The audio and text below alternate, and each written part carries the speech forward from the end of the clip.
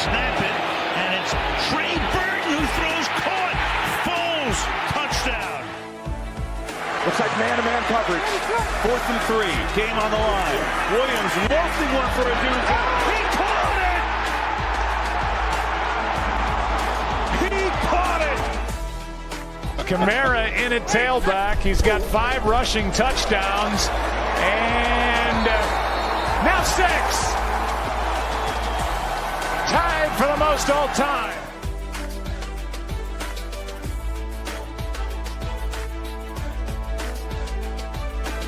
You're listening to the world's #1 football podcast. Now, with more insights on all things football, here are your hosts, Ben Hanson, Matt Hartman, and Ryan Matthews. How's it going, everybody? Welcome back to the Pigskin Project. So, Ben's been demoted. He's at the bottom of the screen now. For whatever reason, his camera is not working. So, Matt has taken his spot. So, without further ado, I'm going to ask Matt first this week, guys. Matt, how you doing, man? I'm doing great. Everything's coming up Matt right now. I'm a Thunder fan. They're up 30 currently on the Timberwolves. Otega Owe came back to Kentucky, and Darian Williams committed to NC State. So everything in the basketball world is coming up Matt right now. I'll swing it to Ben, kind of swing the rock like basketball. There you go. Yeah, no, I am doing great. Came off a fun weekend. Went back home, visited some friends, family. Yeah, excited to talk about some ball. All good things. And like we had said, when OSU won the football college football championship, it was destined for OKC to be the one that wins it, because I got my Eagles. He has his stinky little Buckeyes, and you got the Thunder. So Yeah. So we don't have very much of it, so let's go ahead and dive into it. Weekly news. So first things first, Kirk Cousins isn't showing up to OTAs. Ben, do you want to hit on this just a little bit more? Oh yeah. I mean, how much is there to talk about it at this point? They paid him a whole lot of money, and he's not starting, and I'm sure he wants to go somewhere that he has the chance to start. But at this point in the season, it seems like the only team he could probably do that on is the Steelers. And the Steelers really going to make, that move. Again, he's getting paid a lot of money. He wants to be the starting quarterback. And there's been a whole lot of holdouts. I think the other notable one was James Cook. It's, as we've covered previously, he wants his money, and I don't know if he's going to be able to get it with the running back market exploding the way it did. Right now is the season of these players sitting out because they either want new contracts or want to be moved. In the case of Kirk Cousins and James Cook, but I don't know if Kirk Cousins is going anywhere anytime soon. I was going to add a couple notes here for that. First off, the whole James Cook thing is significant to me just because I don't really know if he's going to be getting that money, not just because of that market, but also because there's a running back that looked pretty darn good that played RB2 for the Bills just this past season, in Ray Davis. I think that he's got a little bit of competition. Wasn't James Cook hurt last year? I believe he was. Just he a was little hurt bit. A little bit. Yeah. So, with that, obviously there's injury concerns, stuff like that. So, I don't think he's going to be paid like a top running back if he's going to be paid. But the other thing is, and I want to hear from you guys, maybe, I don't know, we're different here, but I think I'd rather have Kirk Cousins than Aaron Rodgers. Coming from me, I know everybody's like, no, really? But, I'm honest to God, bias aside, I just think Kirk Cousins performs better. As far as recently, right? I don't know. When he played this past season for the Falcons, it was it was rough. It was really bad. I could really go either way. Honestly, I would say Aaron Rodgers, just because you'd have to give up stuff to get Kirk at this point, and Kirk didn't really impress me. But if if you were hoping for which one was going to have a higher upside, I think at this point it's probably Kirk. But again, Kirk played it was a rough games, early season for him. It's a tough question though. Matt, what do you think? Yeah, As quarterbacks, I think they're very similar. As people, they're very different. That's my take. I don't have like a really like Crazy we're arguing take. about guys in the 20s right now. I think we all consensusly agreed putting both of these guys in the mid tier when we did our quarterback rankings a few weeks ago. So yeah, I don't think there's much to it. And like speaking on Atlanta, unless they find a trade partner for Kirk Cousins at $40 million, that would mean someone would want to take on his contract for the next 2 years. Like, they would have to cut him and have $50 million in dead money. So, Okay. like, I just don't know. Like, Arthur Blank will pay it. Arthur Blank has paid dead money costs in the past, but I don't know if he's going to do it for a backup. I think they just move on, say, Kirk, we can cut you next year. There's no partner, you know. I'll say this though. I don't know if moving on. I was thinking about this the other day. Moving on, like the dead cap shouldn't be something that scares you when it comes to moving on from a player, whether that's cut or trade. You know, you look at Russell Wilson. How's that turned out for the Broncos? Yes, would they have preferred to have that extra $85 million or whatnot in cap? Sure, but all is well for them. You talk about another big dead cap hit would have been the Carson Wentz stuff. Look how that's worked out for the Eagles. You know, and you go like down throughout the history of all these players that had these crazy dead cap hits if you cut or trade them. And to be frank, for the most part, it's worked pretty well from the team that has moved on from them at that point.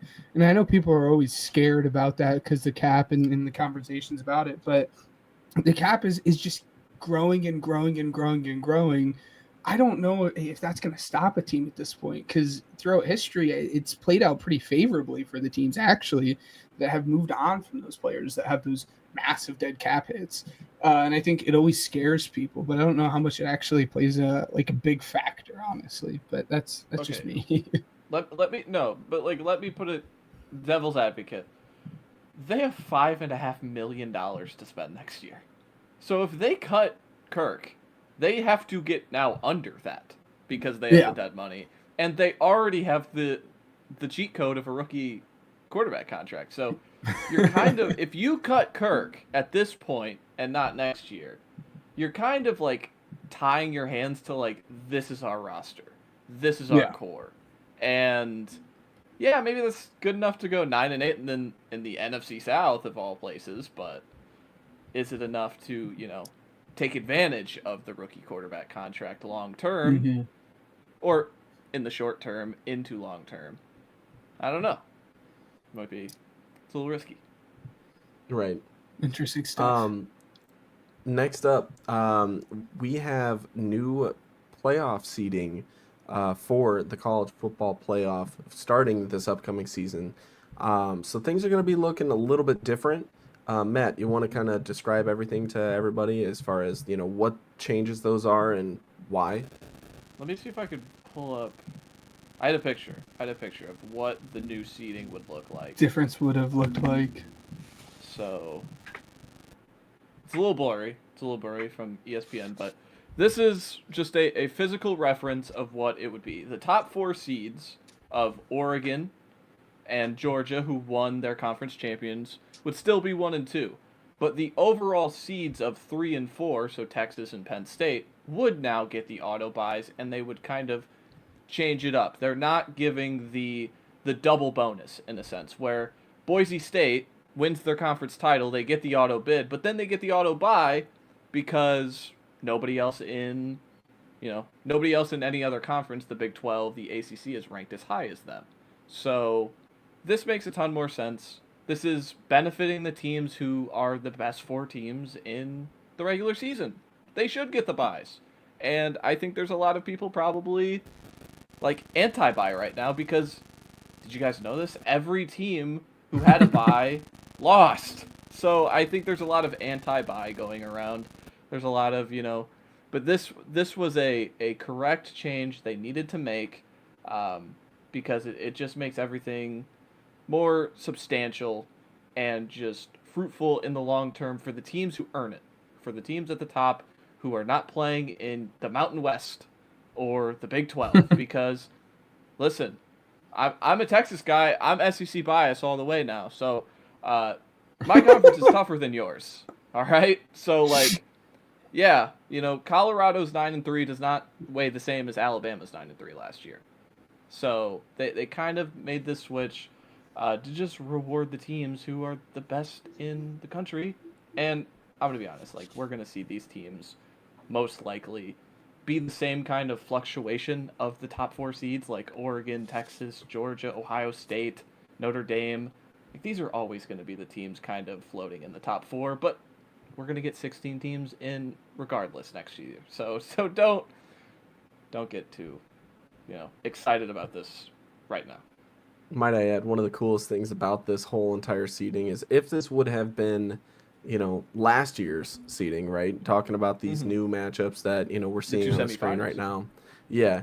Well, I mean, our teams would be inevitable. I mean, it's happening. We're seeing Ohio State, Texas in that situation. So, regardless, my favorite part of the entire playoff, I understand my team won. That's cool. That was cool in itself. But Matt, to have that moment with you in my living room, to be able to watch that game together meant a lot. And so knowing that it would be inevitable and whatever, seeding, it's really cool. So, definitely looking forward to that in its own right. But Ben, do you have anything to add about that? Yeah, everything that Matt had said. Again, I think it's great because again, you don't have that double bonus as Matt had said with Boise. They were the group of 5 teams, so they get it, but then they also get the bye, which everyone knew at the time was an awful idea, and Boise State did not deserve that bye. And now this allows kind of a little bit more fun watch in closer games, I think. In Indiana versus Boise was going to be a much better matchup than what Boise State and Penn State were. I would have loved that. Wouldn't it That have would have been been great, so cool. right? Hey, So and that would have been in Indiana as well. If you take a look, the Yep. bottom teams would have hosted. So I mean, I know. that would have been really cool. I know. So it would have been cool, and again, I think it just offers more opportunity for closer games down the stretch rather than seeing these crazy blowouts. Again, as Matt said, all 4 of those bye teams lost, and I think this new format is going to be better and easier to stomach. So, In my opinion, too, looking at this, the 9-8 matchup annually is going to be a must-watch for me. I mean, you're looking at 2 teams that are lower seeds that are in it without being conference champions. I mean, well, no, I guess Boise State won their conference, so I mean, Yeah. it's more than likely we'll have like a smaller school in it, but they've got something in their own right to fight for. And then you've got somebody like IU that, had an opportunity to go and compete in the playoff despite the fact that there was, several teams in the Big Ten that came in. And so, looking at this now, there's a lot of potential for a lot of great stuff. I almost had to be talked into it a little bit. I remember sending it to the group chat and being like, I don't know how I feel about this. And I think that it was just because of how the matchups look. You know what I mean? Like, we wouldn't have gotten IU Notre Dame, you know what I mean, where it's 2 in-state schools going head-to-head. You know what I mean? So, that, and I really did enjoy the first round a lot. Arizona State making some noise, stuff like that. That was really cool. So, just putting it out there, I have changed my opinion since I saw this for the first time, and I'm really excited about it. So. And I just think it's overall better matchups too. Again, like SMU versus Tennessee would have been much more fun than the absolute beatdown that was Tennessee versus OSU. And again, you get into the Boise State versus Indiana of it all. And does Notre Dame even get out of the first round? This is a team that we saw competing in the championship game. If they're playing Clemson round 1, do they even get out of that? Like, I just think it's going to be a lot closer matchups and just a lot more fun to watch. Next up, and something I'm pretty excited for, College Football 26. They finally announced their jersey covers. So this is something that was released, I want to say yesterday. Now we did a couple, or not we, but they put out a couple extra pictures today as far as what in-game stuff looks like. And Ryan Day does not look like Ryan Day, but it's kind of funny. So tomorrow morning, I believe they're doing the full reveal and trailer or whatever. So I'm excited for that. Stay tuned for that. I just kind of wanted to kind of plug it despite the fact that we are far from being advertised for this. So, this isn't something that we we're paid to do. This is something we're genuinely excited for. I remember taking like a week off for this game to come out and finally enjoy it. I don't think I'm going to do that this year, but it's definitely something that I'm looking forward to playing and hopefully experiencing more of an enhanced, in-depth game compared to last year, even more so this year. So I think that's all that we're going to hit on for that, because we've got schedule predictions to dive into. Well, so if you guys, go for it. I'm sorry. One Absolutely not. You second can't here. talk. Just kidding. No, go for it. No. Well, we have the schedule predictions, but then we also have our little draft thing that we teased as well before that. Yes. But one last thing coming out of the owners meeting is, I guess the NFL is going to look into, given this is years down the road. This is 5 to 6 years down the road is the next collective bargaining agreement. But I guess they're looking at changing the way that the salary cap is, because they're scared that teams are not operating, and I quote, in the intended spirit of the salary cap. It basically, what they're going to look at trying to do is now not allowing team to tag on those void years. And very simply put it, it's the more, and I air quote poor, because in when you zoom out, they're very rich, but these more poor owners, or owners that have less wealth can't operate in the same way that these teams that have more wealth do. You look at the Eagles, and again, you tack on these void years, and the way that it works is you tack on those void years at the end of the contract, and you can just pay out those bonuses. So contract years that wouldn't actually happen, small numbers, you look at it, let's say AJ Brown gets a 5-year, $100 million contract, and you look at it 5 years, that's $20 million every year. But you can tack on those 2 extra void years, let's say, and you make it a 7-year deal. Now he's only making 14 per, and those extra 14 per on those last 2 years just gets paid in bonuses. And bonuses aren't something that actually comes out of the cap. That's all actual cash that the owners pay. So instead of those $14 million getting paid out through cap, that's $14 million directly coming from Jeffrey Leary, for example. And that's why these quote-unquote more poor owners a little upset about that, because they can't offer with the same flexibility that teams like the Eagles, for example, are doing. So 5, 6, 7 years down the road, we might see kind of this loophole come to an end, and it might change. And it's going to be really, really interesting, because as the Eagles have picked up doing it, other teams are starting to pick up doing it. And again, that's when you start seeing the disparity rise a little bit from these, teams that don't have as much actual, cash in hand. So it'll be interesting to see how that affects salary cap and contracts moving forward, especially, coming from the Eagles standpoint of it all. So. Absolutely. Yeah. And you don't want, what's going on in baseball happening in football, even in the slightest, you know what I mean?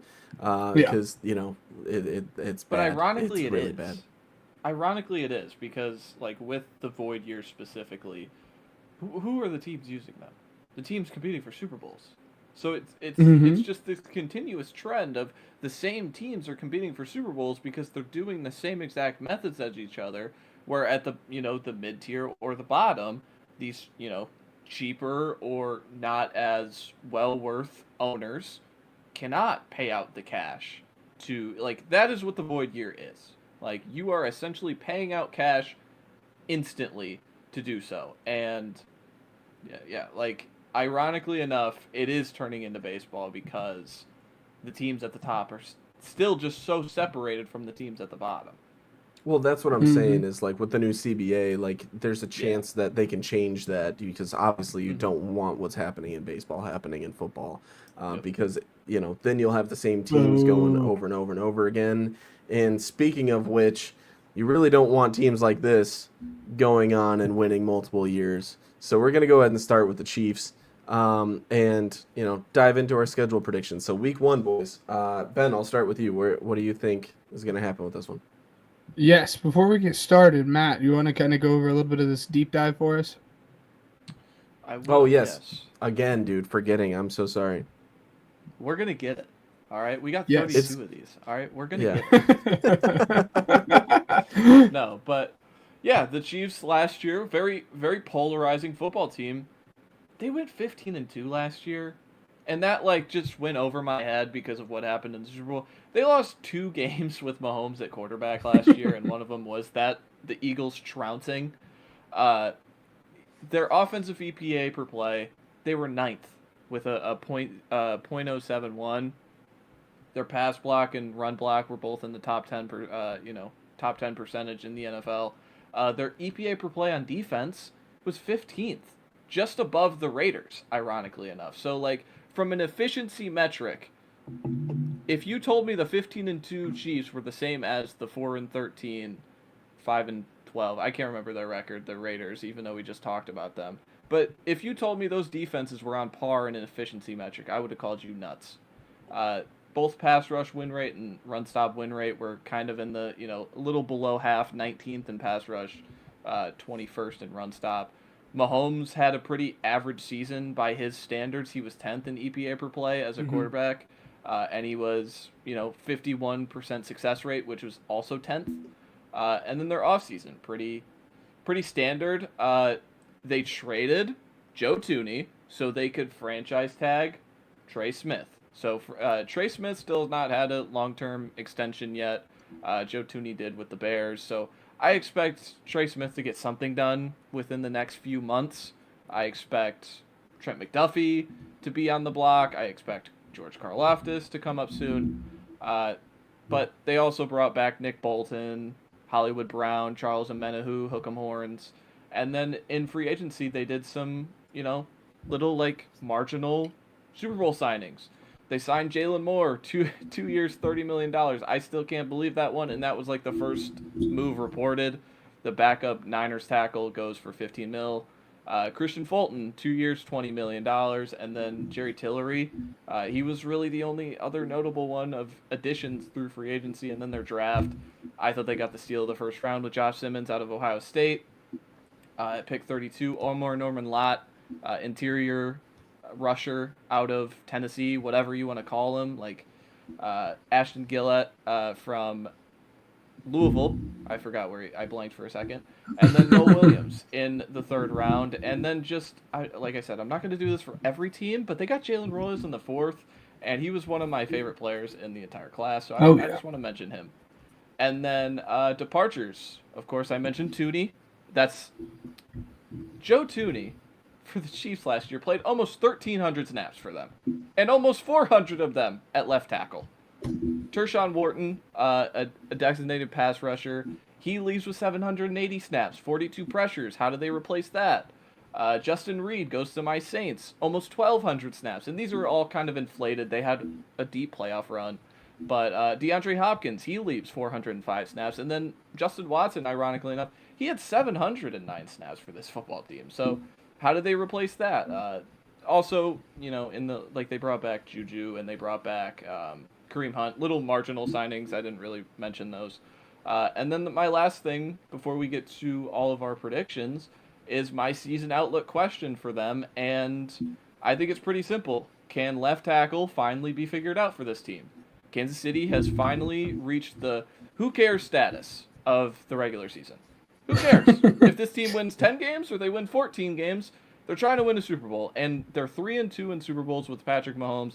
And both losses, I should start with both wins, were kind of down to the wire finishes where he was the best player on the field. Both of their losses were outmatched blowouts due to fundamental disadvantage along the offensive line. They trade Thuney away, who is their most consistent piece. They are likely going to pay a younger player in Trey Smith who doesn't play left tackle or right tackle, a valuable position. And now they're depending on a backup in Jalen Moore to step up at left tackle. They're expecting a rookie, even if I like Simmons long term. He has knee issues. Can he start right away? It's very interesting and fascinating how they've tackled it. Are they going to figure it out finally? Who knows? Because if they do, for the league, but it might not matter because they have Patrick Mahomes. So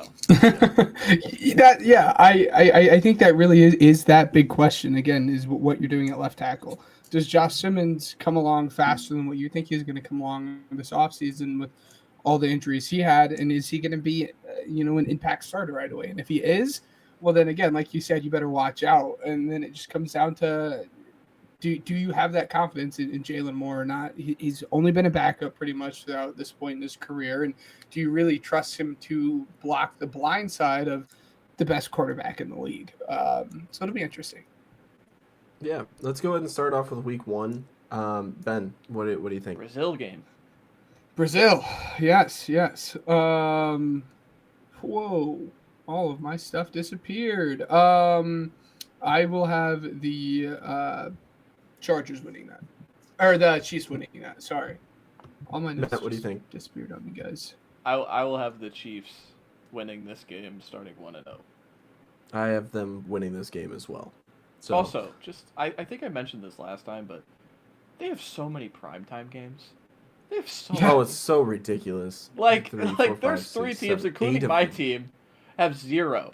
They have the Brazil game technically, Sunday Night Football against the Giants, Monday Night Football against the Jags, Detroit, Washington, Thanksgiving against Dallas, the week after against Houston, and then Christmas. What the heck, man? Just float us one like Thursday night. Yeah. Week 2 against Philly, I'm gonna have them lose that one. I will love that as well. They just got absolutely pummeled in the Super Bowl, and I don't think that they're gonna have a different result. Matt? I think they're gonna beat Philly. I think it's a coin flip game. Who knows? Yeah. Ben? Yeah, I tend to actually agree with you there, Matt. I think they're gonna have a lot of fire to be playing with, and I think they're gonna actually win this game. And then next up against the Giants, I think we're all taking a win there, right? I would assume. Yes. I mean, what do the Giants have going for them? Week Russ. 4 at home against Baltimore. Jackson Fart. That one's gonna be fun. I have them losing this game though. Matt? Yeah, I'm gonna have a losing to my guy Lamar Jackson. Again, coin flip game. They beat him last year because of tippy toes, and I still remember that. Like, they were down by 7. The Ravens were. I have no doubt Harbaugh would have gone for 2 to just win it Yeah. on the field. Oh, yeah. So, Yeah. like, again, that's the definition of a coin flip. Yeah. It's all Yeah. down to Isaiah Likely's feet being too big. So, Ben, what you think? Yeah, I'm kind of right there with you. I'm gonna have them pick up their first loss of the season. I'm gonna have them lose to the Ravens here. Week 5 against the Jags, I assume we're all winning that one, right? Correct. Yeah. Matt? Okay. Okay. Yeah, why is that one on Monday Night Football? I mean, just okay. Like at home against funny. Detroit, what are we thinking for that one? Matt? I'll have them lose. I think Yeah? that's... Yeah, why not? Detroit just owns them. I don't know. What a I agree. Ben, what do you think? Wow, for all that talk, both you guys being the ones saying the Lions are gonna drop off this year,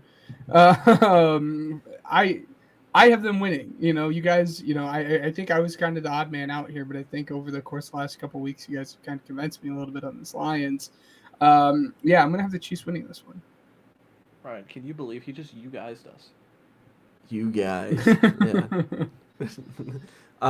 So then they're winning against Vegas. I think we all agreed there as well last week. Washington. What do we think, guys? I have them losing this one. You have them beating Washington. Okay. Ben? Yeah, I have them beating Washington as well. Kind of the same conversation that we talked about there with the Lions. I expect a little bit of a little bit fall from grace. I still think the Commanders are going to be a playoff team. We'll get into them later on in the offseason. But I think they're going to drop a little bit from where they were at previously. Okay. And then week 9 against Buffalo. What do you guys think? I have them losing this one. This one's in Buffalo. It's the annual Josh Allen beats Mahomes in the regular season. That's exactly what Ben, I was what do going to say. Yeah, it always happens. The Bills always win, and then Bills fans are like, see, this is going to be our year. We can finally beat them in the playoffs, and then it never happens. So going into the bye week, I have the Chiefs at 4-5. Hater. Yeah, I mean, we'll see. Matt, what do you have them at? Just out of I curiosity. 6-3, and I feel too low. You're 2 games lower than me, man. Yeah, it's okay. I'm okay with that. And the only one that I really could feel like swayed on is the Detroit game. But even then I have them under 500. So, that's or no, I'm sorry, not under 500. Just over 500. Yeah. Ben, what do you have, All right. Matt? High man on the Chiefs, 7-2. Going into week 11 in Denver, I have them winning. Matt? I had Denver winning this game last week, so I'm going to stick with it. I think Denver wins. Ben? Yeah. I think the Chiefs are going to win this one. Okay. Week 12 at home against Indy, I have them winning this one as well. Yeah, I have them Matt? winning. I have them Ben? winning. Yes. Yep. I have them winning. And then Thanksgiving against Dallas, I have them just killing Dallas, unfortunately. But yeah. Matt? I have them winning. I have the Chiefs, and not to jump the gun here a little bit, I actually have the Chiefs going on a little bit of a late season slide here, and I actually have them losing the next 3 games against, at the Whoa! Cowboys and then Texans and Chargers. So I have them, going on a little bit of a slide here late in the season and actually losing the next 3. I like it. I was going to say, because, let me see. Let's see. Yeah, okay. Yeah, so we'll just go ahead and move on. So Houston, I have them beating Houston. Matt, you as well? Yeah. And then against the Chargers, I have them losing to the Chargers. So splitting the season, with the Chargers as well. Matt, what do you think? I think they beat the Chargers. Okay. And then I have them beating Tennessee. Matt, I'm sure you have them beating Tennessee as Yeah. well, right? Ben, right? I believe. Yes. Yes. And then I have them losing against Denver at home. Matt, you as well, I assume? No, I have them winning on Christmas. Oh, okay. Ben? Yes, I have them beating the Broncos. I have them finishing the season at 12-5,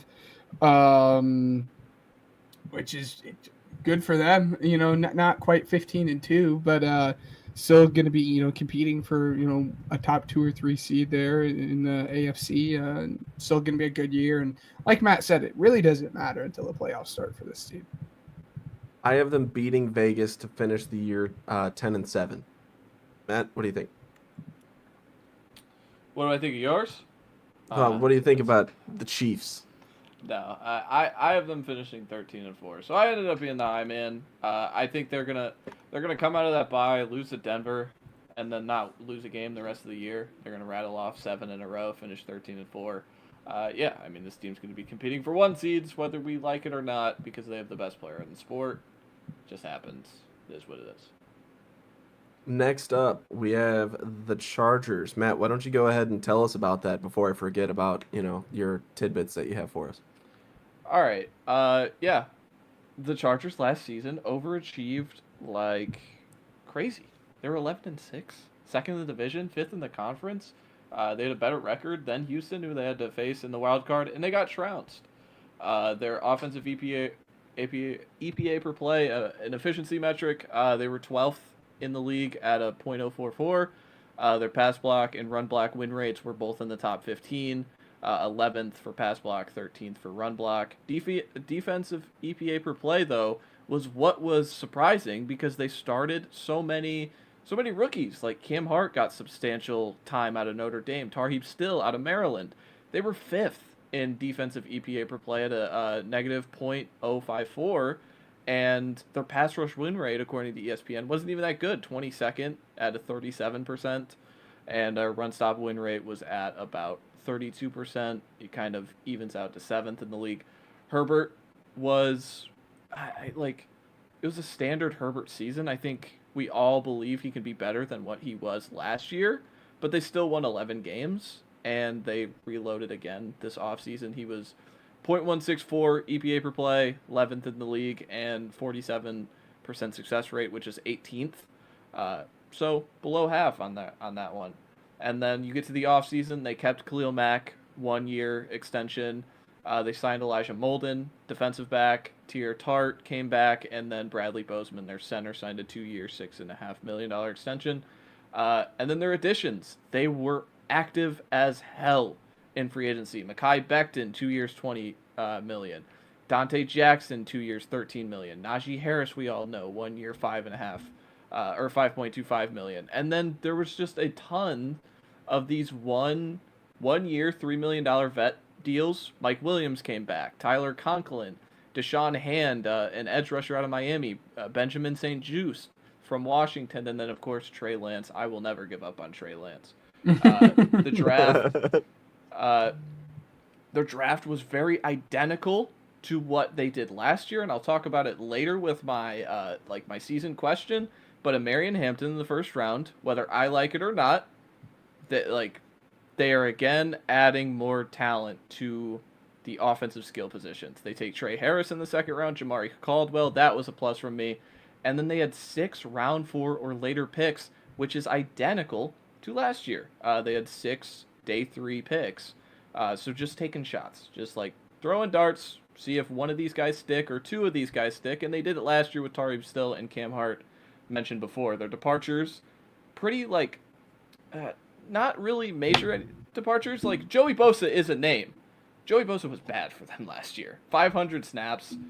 He had less than 40 pressures. Yeah, this is not 21 Bosa anymore. It's slowly going down. I think this was a player you were willing to let go. I think they re-signed the better edge rusher in Khalil Mack. So they let him walk. Mentioned before, Christian Fulton on the Chiefs now. That's 800 snaps that they're losing at corner.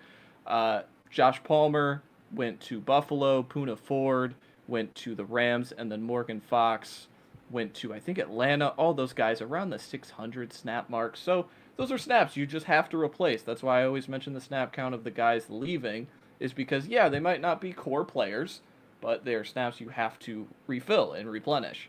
And then the last thing before we get into the schedule prediction, the season outlook question for me: can the young influx of high-end draft capital talent take the Chargers and Justin Herbert specifically to places where they are bona fide top 5 to 7 offense?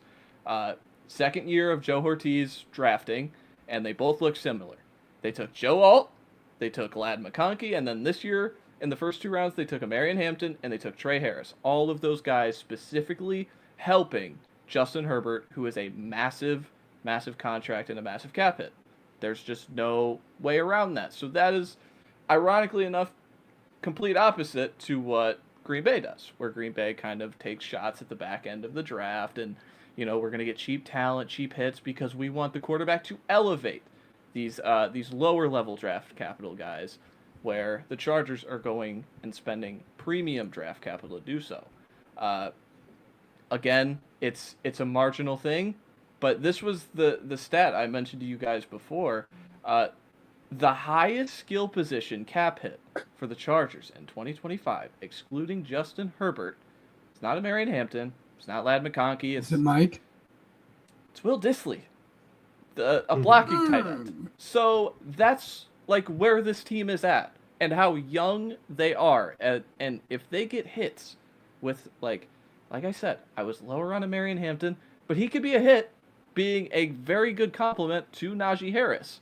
And you bring in Trey Harris, who, ironically enough, Trey Harris and Mike Williams are the same size, but they're very different kind of, I don't want to say skill sets, but Trey Harris flies, where Mike Williams is only catching contested catches. So I'm just interested in this team because they won 11 games last year.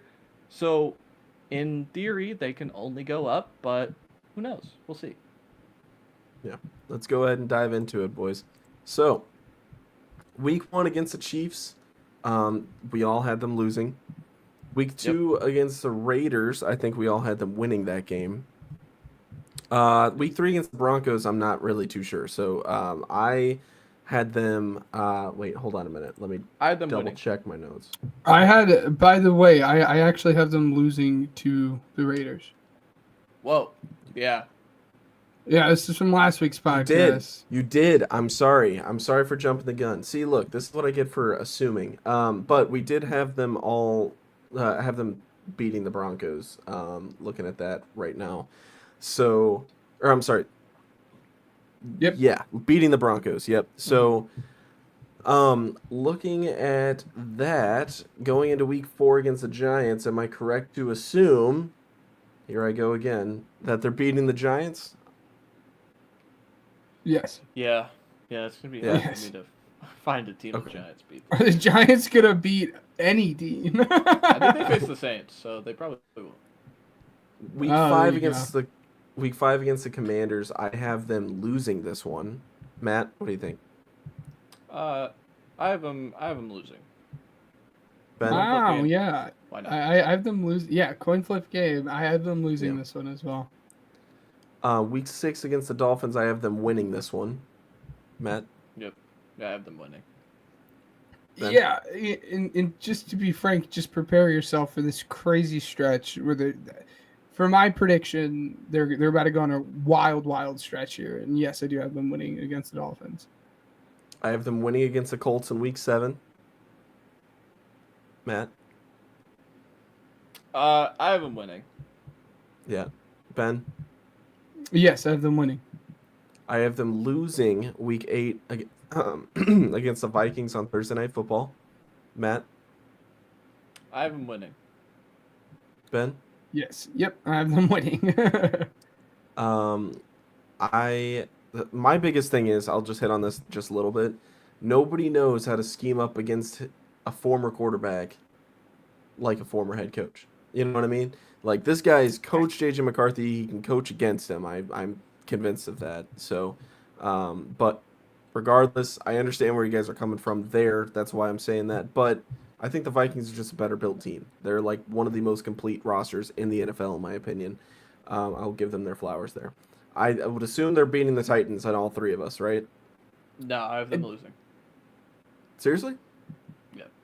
Yeah. Okay. Wow. See, like, There that's you that go. like sarcastic tone that sometimes you give us. Like, I didn't know. Like, you know. Okay. So Honestly, yeah. to make this nice, short, and sweet, I have them winning every game up to that Eagles game. So I have them going on a 1, 2, 3, 4, Look at 5, this guy. 6, 7, 8 game stretch where they win Dolphins through Raiders. And that's kind of what I was referring to as, like, you know, pre-pod, where they just have a crazy stretch mid to late season where I think they're better than every single team that they're playing in this. The only team you can make the argument for is that Vikings team, as Ryan had mentioned. And for me, it comes down to basically rookie year JJ McCarthy versus Justin Herbert. Yeah. I have them going on this crazy run through that Raiders game. I'm right there with you. Matt, are you? I have them beating Pittsburgh. I have them beating Jacksonville. That would put them at, what is that? It's pretty impressive. I think 8-3 at the bye. Mm-hmm. I would have them at 9-2. Only losing to the Vikings and Commanders. And then beating the Raiders, I would assume, Matt? Yep. So then we have them all losing to the Eagles, I would assume? Safe to So assume. I had them beating the Chiefs when we just did ours here. Guys, remind me one more time. Did you have I them had them beating the beating the Chiefs? Chiefs as well. I had them Matt? losing. Okay. I have them beating the Cowboys. Matt? I have them losing. I have them Ben? losing to the Cowboys as well. I have them losing to the Texans. I have them beating It- Houston.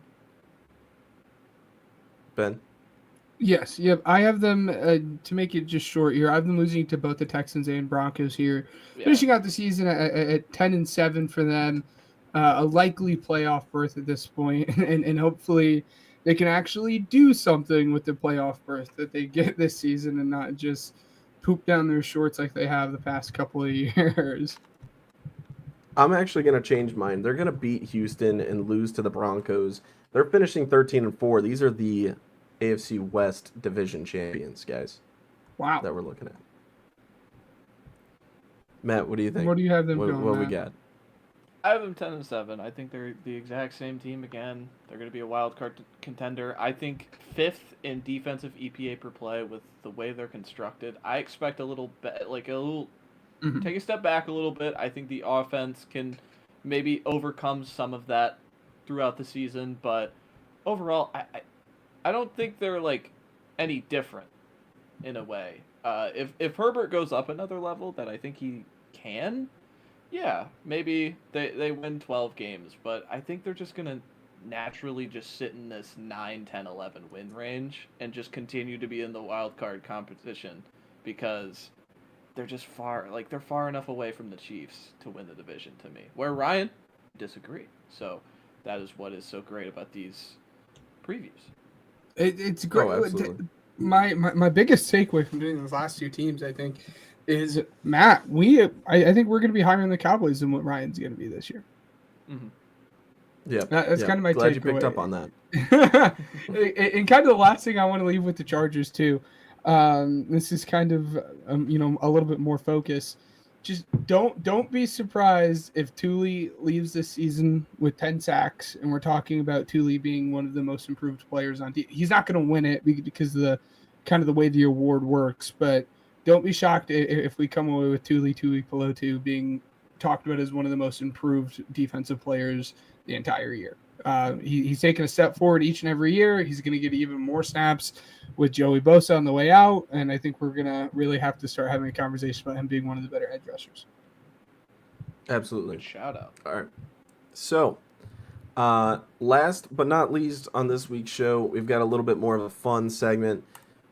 Pigskin Pick'em. It's the flag football offensive draft for the Olympic team. So this would be us just drafting our offensive side of the ball, 5 players each, and just picking, who we think would be the coolest flag football, players that we would want representing the United States. So Ben has elected to go third. So Snake draft. Yeah. I was gonna say snake draft is probably it. So Matt, would you mind if I go first? Yeah, I'll take second. I like sitting in second in a 3-man, weave of a snake draft because I'm never moving. You have to moving wait like too the- long. I think I would be a sucker not to take him here.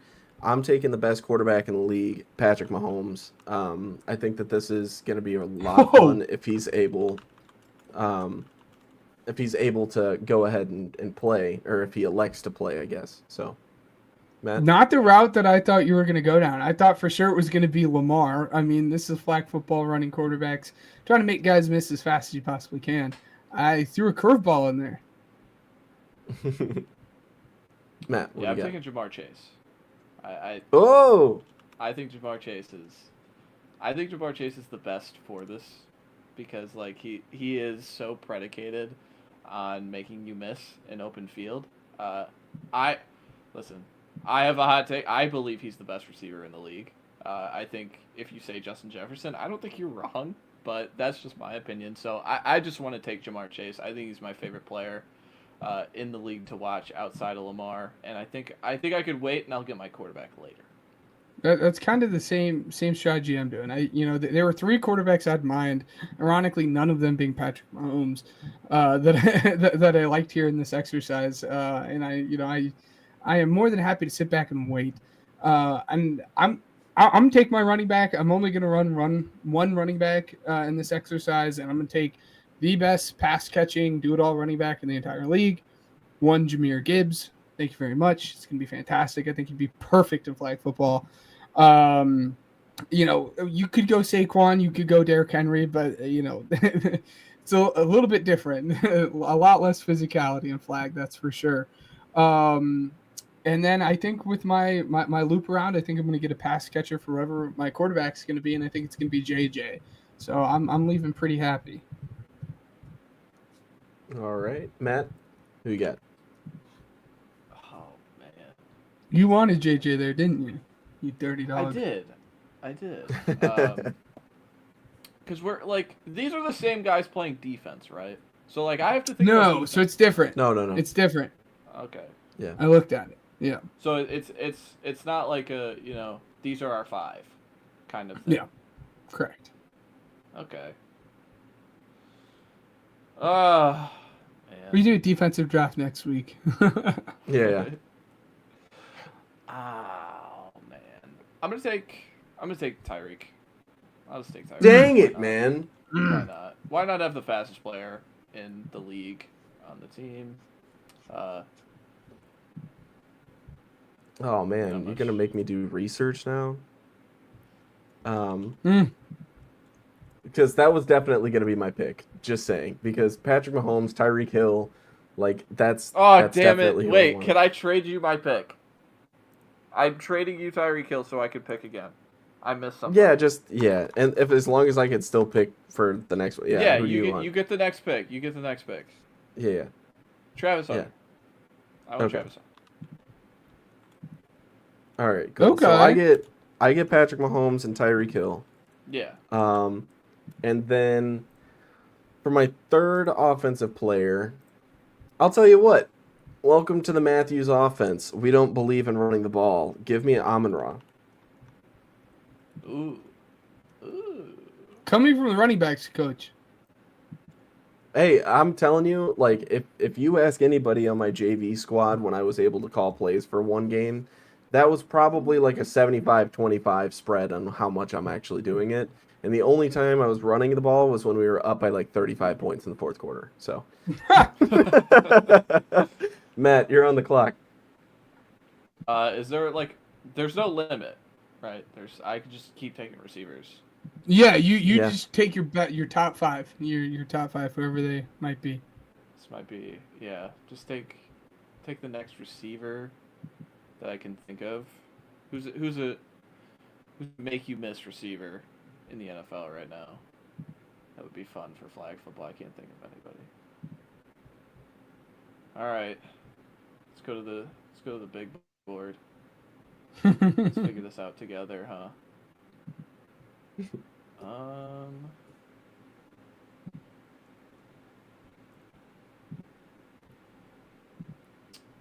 I'm just hoping you don't take my guy here.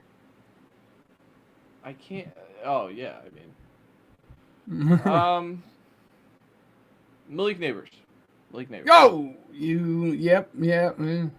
That's who I would want. Screw you. That's exactly who I wanted, and I was like, sure enough, he's far. He's far enough down the board that Matt's not going to take him here. Well, I would just be dumb at this point to let Matt build up just a super team. I will be taking my quarterback off the board here, Lamar Jackson, with one of my picks here. Now you put me in that tough position that I kind of wanted to try to avoid here at this point. I mean, if we're just kind of sticking kind of in the same mold of just like very nuanced guys at their position and just doing everything very, very well, kind of like I did with JJ, I'm going to take CeeDee Lamb here. Ooh, I okay. like it. I would like Brian Thomas Jr. No, dude, I want to punch you in your face. To round off my team, I would like Devontae Smith. And I am going to pick a running back, and that's going to be Alvin Kamara. I like it. Yeah, Saints All right. represent. Yeah. Over I Bijan. almost, yeah, because it's flag football, dude. Like, I'm talking like screens, I'm talking Texas route, Oh, like I'm Bijan's talking, you know what I great mean? at Like, that. I mean, like, Alvin's Listen, great too. You're fighting with Yeah. my two favorite child, so I can't really like. my thing is, yeah, is like Matt, we're which gonna one do you be. like better? Pick. Hey, I'm telling you right now, like when we're going up against South Korea, and I've got Patrick Mahomes and Tyreek Hill and Devontae Smith down deep, you're not catching him. So like regardless, I'm not using Alvin Kamara. Like, that's probably not what's going to happen. And even if you're covering down deep, let's say that you play 4 quarters defense, right? I've got Amon-Ra that's over the middle. And then I've got, Alvin Kamara that's out wide for, like, who's covering these guys? There's no, like, regardless, this is the Olympics just being like, there's no cover. But, like, this is the Olympics being like, hey, the United States, you want another medal? Like, another gold medal? That's probably something you want, right? I don't know. But anyways, yeah, go for it, Matt. Round off your team. Yeah, I mean, with the way my team was constructed, I will take Jaden Daniels for LSU players. I had a quarterback that I was going to take in mind. One Tom Brady. I think Tom Brady in flag football would be hilarious because, like, it's just 7-on-7. And I don't think anybody would be better at reading the field in 7-on-7 with no pass rush whatsoever than Brady. Can I swap quick out? No, never clarification. mind. It is 5-on-5. But yeah. nonetheless, But yeah. yes. You can swap out your guy once I'm done making my pick, you clown. I'm good. Never mind. I'm good. You're good. That'd be stupid. Kind of the way I wanted to structure my offense was I kind of wanted to do it all wide receiver, a deep threat, and the jump ball. I sadly did not get my deep threat because Stinky Matt decided to take the ball. I'm so stinky, dude. Just a stinky guy here. But I will get my jump ball guy, and how could I not pick AJ? I think in terms of stats, I think he was actually the #1 ball winner on jump ball catches this past season because AJ is just that good, and he's an Eagle. I absolutely love my teams. It's led by Lamar. Got pass catchers of CD, Justin Jefferson, AJ, and then the best pass catching back in the entire league, and Jahmyr Gibbs. These poor French guys, like, just have fun guarding all these guys. AJ's gonna moss you, and then Lamar's gonna juke you out of your shoes. CD's gonna take it for 90 yards. And have fun. So I meant to copy and paste it into a note so that I could show everybody what the teams were. But I accidentally just cut everything. So the rosters are off my notes. I had Patrick Mahomes, Amon-Ra St. Brown, Tyreek Hill, Alvin Kamara, and Devontae Smith. That was hard for me. Matt, who'd you have? My 102 was Jamar Chase, and then I took Tyreek Hill, and like the NBA trades, I traded him to Ryan so I could get the draft rights to Travis Hunter. And then I took Malik Neighbors, and then I took Brian Thomas Jr., and then I took Jaden Daniels. So, pretty shifty, and we're young. We're a young team. That was what I was prioritizing.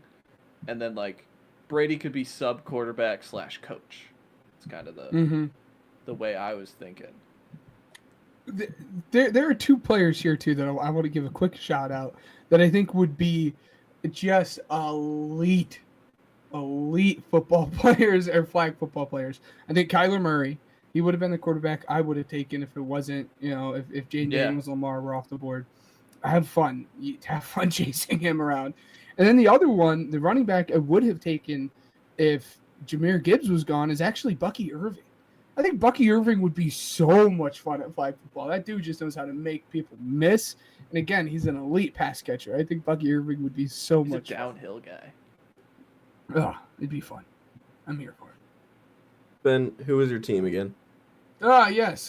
Quarterback is Lamar. My wide receivers are JJ, CD, and AJ.